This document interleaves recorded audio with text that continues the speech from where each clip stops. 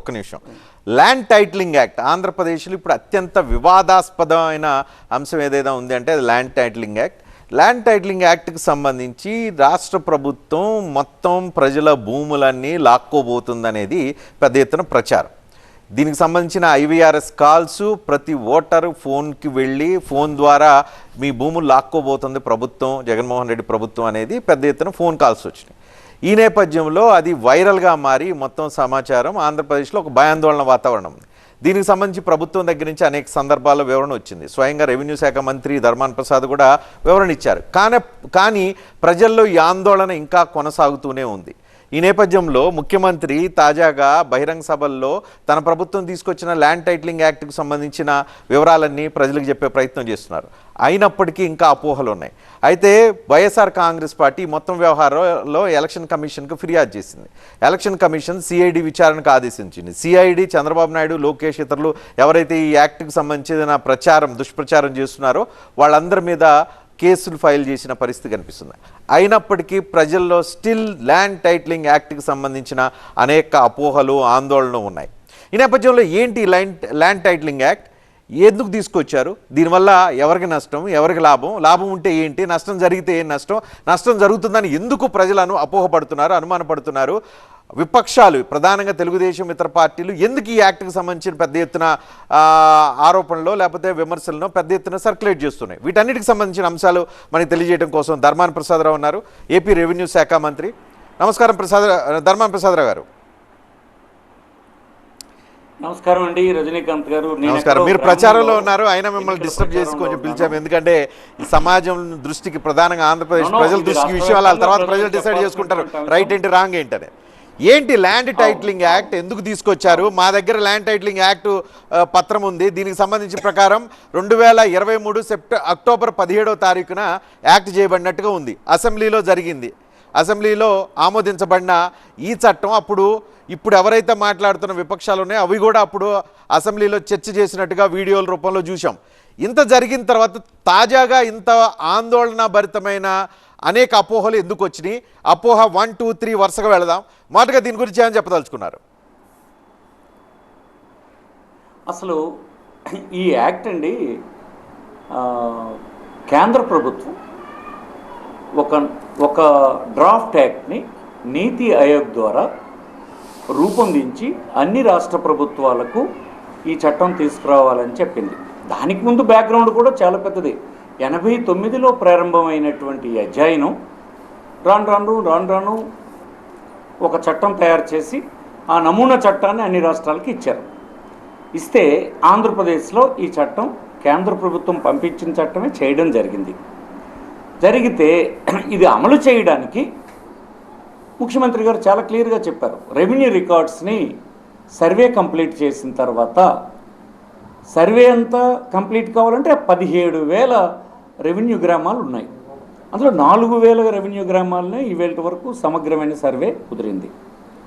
ఇంకా 13,000 గ్రామాలు చేయాల్సి ఉంది. అది చాలా సుదీర్ఘమైన కాలమే పట్టేటట్టుకుంది. చట్టం చేయబడ్డది, కానీ చట్టం అమలు చేయడానికి నోటిఫికేషన్ ఒకటి ఇవ్వాల్సి ఉంటుంది. గెజిట్ నోటిఫికేషన్ ఇచ్చి ఏ ప్రాంతంలో ఈ చట్టాన్ని అమలు చేస్తామో మనం చెప్పాల్సి ఉంటుంది. అంతవరకు చట్టం అమలు చేయబడదు.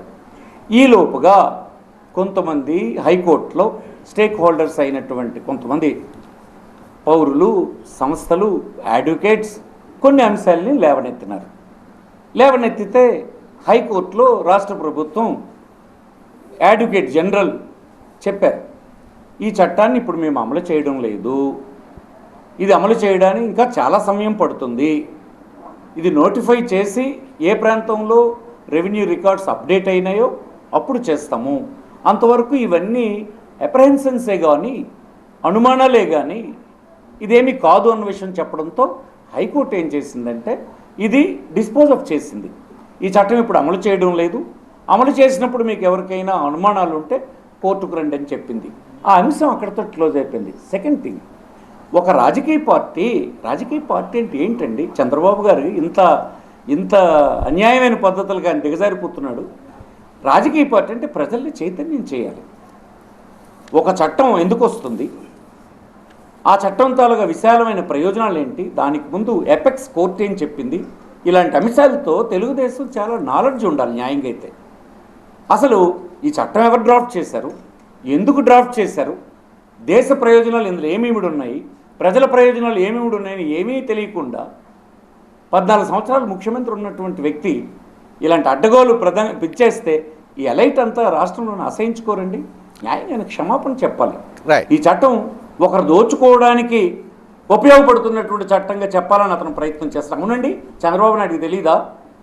రైట్ టు ప్రాపర్టీ యాక్ట్ అనేది ప్రాథమికమైన హక్కు, కాన్స్టిట్యూషనల్ రైట్. కానీ ఆ రైట్ను ప్రభుత్వం కొత్త చట్టం ప్రకారం లాక్కుంటుంది అని కదా అనుమానం. No no no, it's a constitutional right. State government తీసుకొచ్చిన భూ చట్టంలో వస్తుందండి అది. చంద్రబాబు గారు 14 సంవత్సరాలు ముఖ్యమంత్రి అయినండి అతను, ఏది పడితే అది మాట్లాడొచ్చండి అతను. పైగా జగన్మోహన్ రెడ్డి గడిచిన 5 సంవత్సరాల్లో చేసిన పని ఏంటండి? 31 లక్షల మందికి హౌస్ సైట్స్ ఇచ్చాడు. 12,800 కోట్ల రూపాయలు పెట్టి ఆ భూమి రైతుల వద్ద కొన్నాడు.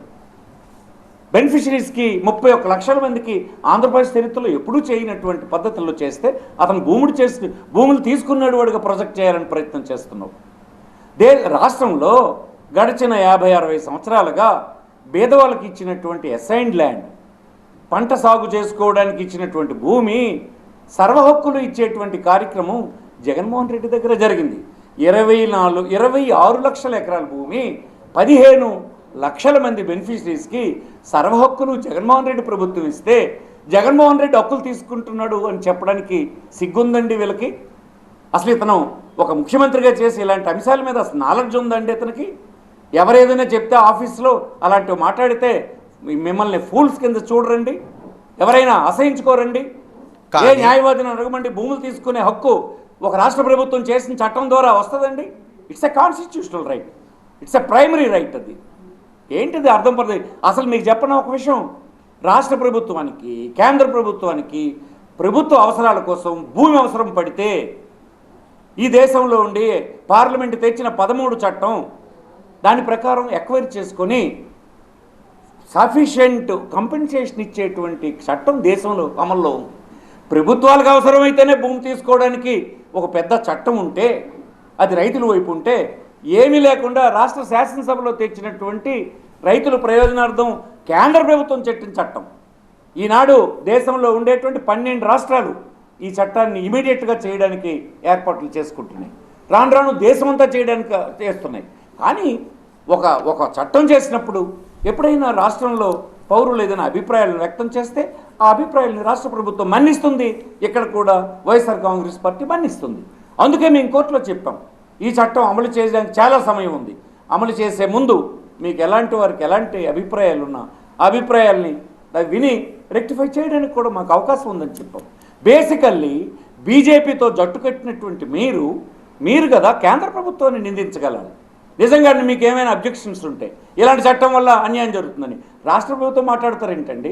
సిగ్గుచేటైన విషయం కదా. 16 సంవత్సరాలు ముఖ్యమంత్రి చేసినటువంటి వ్యక్తి ఈ మాత్రం విషయం తెలియకపోతే ఏంటండి? ఇది చాలా నేరం. క్షమాపణ చెప్పాలి చంద్రబాబు అని చెప్తున్నారు.